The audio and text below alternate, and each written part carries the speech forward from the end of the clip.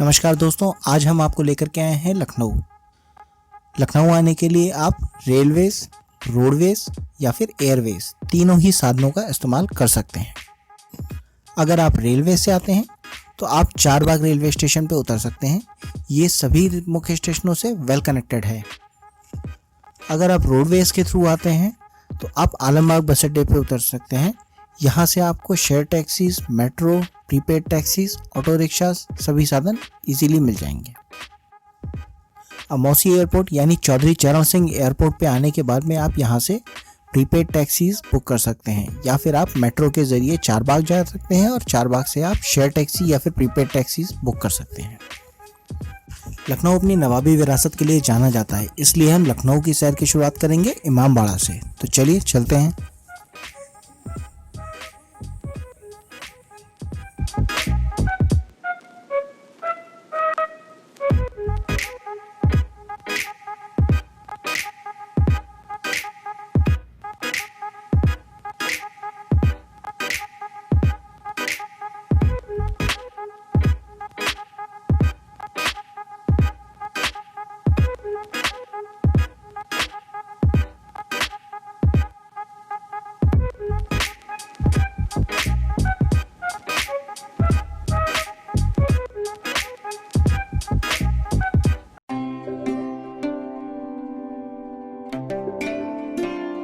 हम आ चुके हैं बड़ा इमामबाड़ा पे। इसे आसिफी इमामबाड़ा भी कहते हैं। तो चलिए अंदर चलते हैं।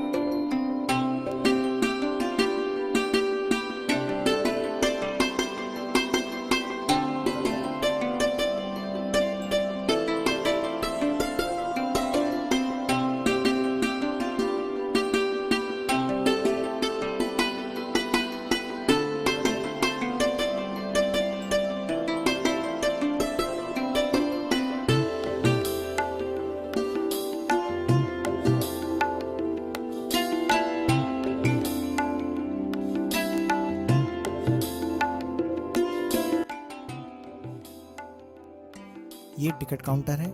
यहाँ से हमने टिकट खरीदा है। टिकट की कीमत है 50 रुपये।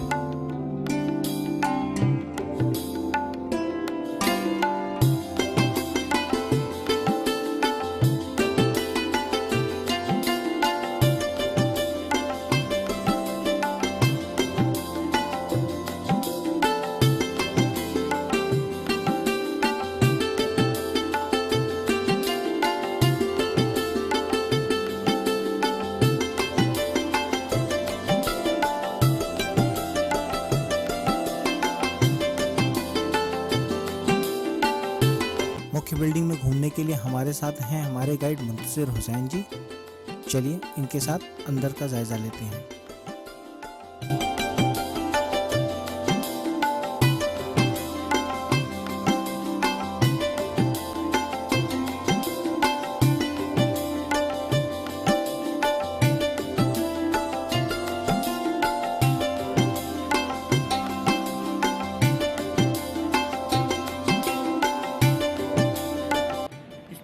इसे बोलते हैं बड़ा इमामबाड़ा और इसको बनवाया है अवध के 4th नवाब आसिफुद्दौला ने। बिल्डिंग की स्टार्टिंग है 1784 में कंप्लीट बिल्डिंग 11 ईयर में। ये हिंदी में कहते हैं सिंहासन, उर्दू में बोलते हैं मेंबर, जिस पर मौलाना मजलिस वगैरह बैठे मेंबर बोलते हैं। और जहाँ पर मजलिस और मातम होता है उसे इमामबाड़ा कहते हैं। इमाम मीन्स अवतार, बाड़ा मतलब घर। यह अवतार का घर है, धार्मिक स्थल, इसीलिए यहाँ पर विदाउट शूज आने का डर है, चप्पल जूते पहन के आने का डर है।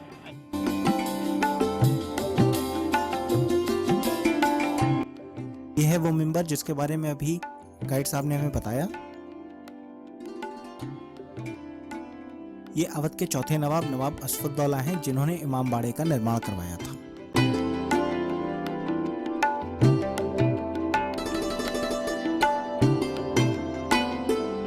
बिल्डिंग के चाइना हॉल में खड़े हुए हैं, जैसा कि आप देख सकते हैं, क्योंकि इसकी डिज़ाइन चीनी मिट्टी की तश्तरी की तरह है। इसलिए इसका नाम चाइना हॉल रखा गया।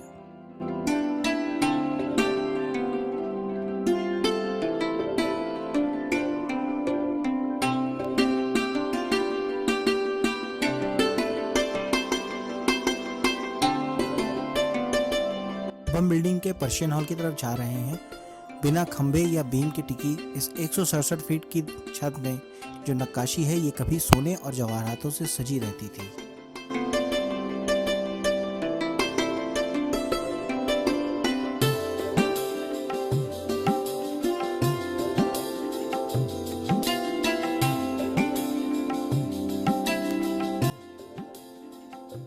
बेल्जियम से आए हुए ये आईने मोमबत्ती की रोशनी को रिफ्लेक्ट करके कमरे को रोशन करा करते थे। ये नवाब असफुद्दौला और उनकी बेगम की कब्र है।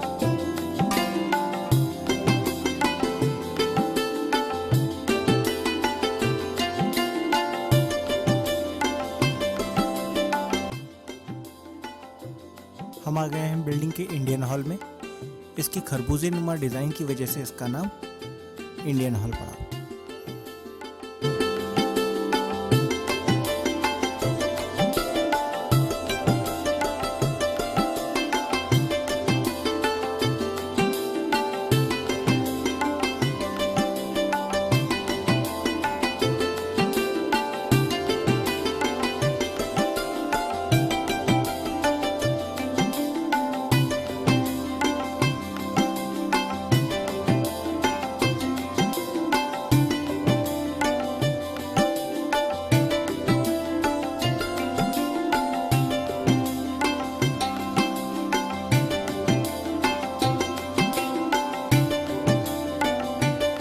हमारे सामने आसफी मस्जिद है। मुंतजिर साहब ने बताया कि जहाँ पर इमाम बड़ा होता है वहाँ पर मस्जिद भी होती है।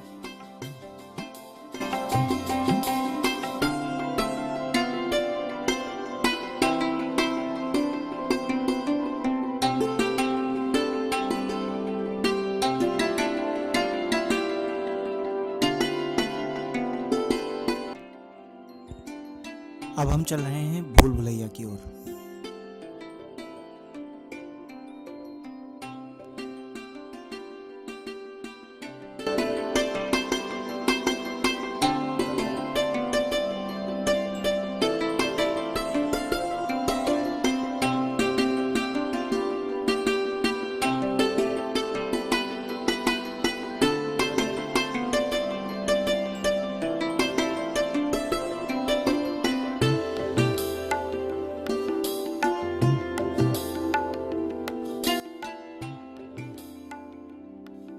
जैसा कि आप देख पा रहे हैं, इन झरोखों से बाहर एंट्री गेट को बिल्कुल साफ साफ देखा जा सकता है, लेकिन क्योंकि हम अंधेरे में खड़े हैं तो एंट्री गेट से कोई भी हमें नहीं देख सकता।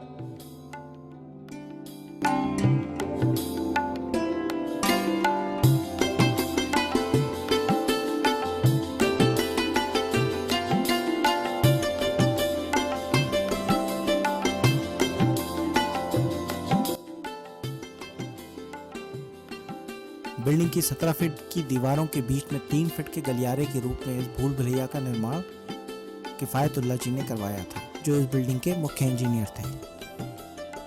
सुरक्षा के लिहाज से बनाई गई ये भूल भुलैया सुरंगों के जरिए दिल्ली और कलकत्ता तक जुड़ती है।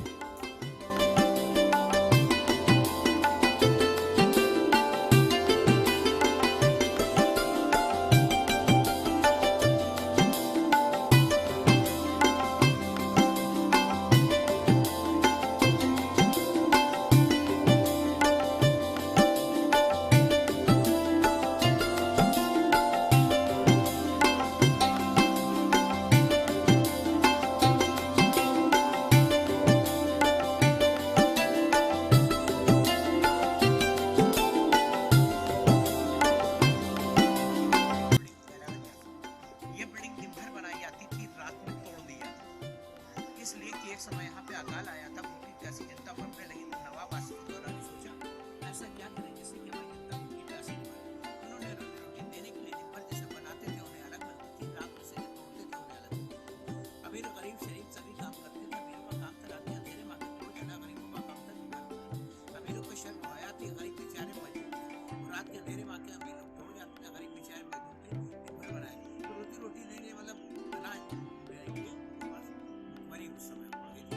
घर बनाने वाले को रोजी रोटी अलग, तोड़ने वाले को अलग।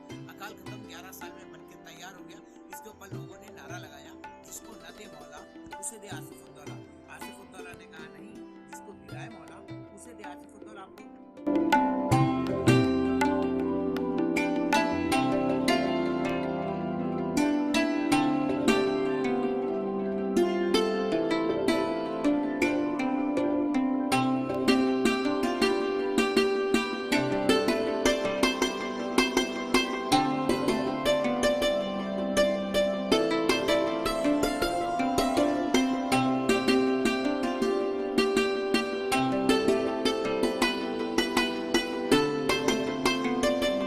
अब हम जा रहे हैं बावली की ओर। बावली के एंट्री गेट से दरवाजे के पीछे का कुछ भी नज़ारा नहीं देखा जा सकता है, लेकिन जैसे ही हम गेट के पीछे पहुंचेंगे तो वहां से हमें सब कुछ साफ दिखाई देगा। चलिए दिखाते हैं आपको।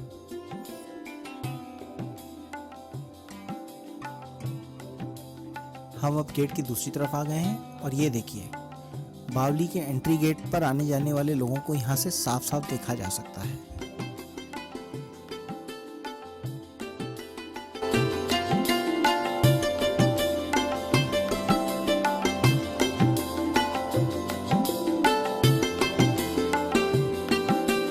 बावली को इमामबाड़े का सीसीटीवी कैमरा भी कहा जाता है।